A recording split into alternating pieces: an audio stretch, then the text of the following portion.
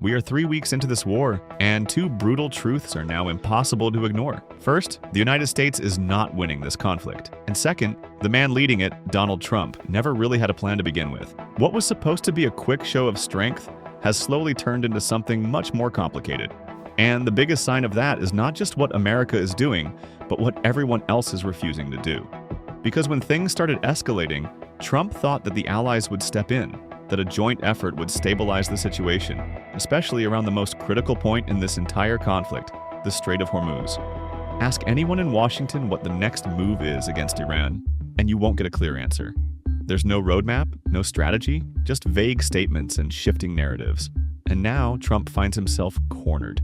Today, the first major shockwave is oil.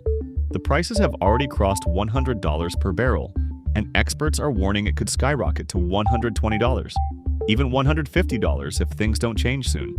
This narrow stretch of water carries nearly 20% of the world's oil supply. If it stays blocked, the global economy doesn't just slow down, it takes a direct hit. To deal with this, Trump came up with a grand plan. A coalition of nations would come together, send their naval forces, and secure the Strait of Hormuz. But his plan has failed as almost every major country rejected it. Their message is loud and clear. This is your conflict. You created it. You deal with it. Now that's what we call a diplomatic disaster. When allies refuse to back you in a crisis like this, it signals a loss of global trust and leadership. Meanwhile, Iran is playing a very calculated game. Reports suggest that Iran has laid naval mines, not just near its coast, but in deeper waters. This forces ships to take routes dangerously close to Iranian territory. And here's the real twist. Any ship passing through now effectively has to announce itself. And if that protocol isn't followed, Iran can strike without even leaving its own waters. This is not just defense. This is dominance over one of the most important trade routes in the world. And Iran has made its position crystal clear. Even if the US calls for a ceasefire today, the strait will remain closed until a long-term settlement is reached. Now here's where it gets really interesting and a bit shocking. You would think Gulf nations would want peace, right? Stability, open trade? But behind the scenes, many of them actually want the US to continue attacking Iran. And the reason behind it is if Iran survives this conflict, it will be stronger, and it will dominate the region for decades. So while publicly they are calling for peace, privately they're signaling, keep going, finish the job. For the Gulf nations, the war is expensive, risky, and unpredictable.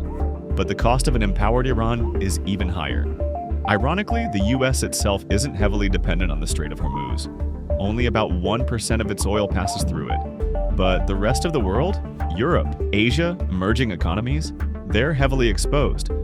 We get less than 1% of our oil from the Strait. Japan gets 95%, China gets 90%, many of the Europeans get quite a bit, South Korea gets 35%. So even if America can withstand the disruption, global instability will eventually circle back. But if America didn't want to control the oil, then why did it participate in the war after all?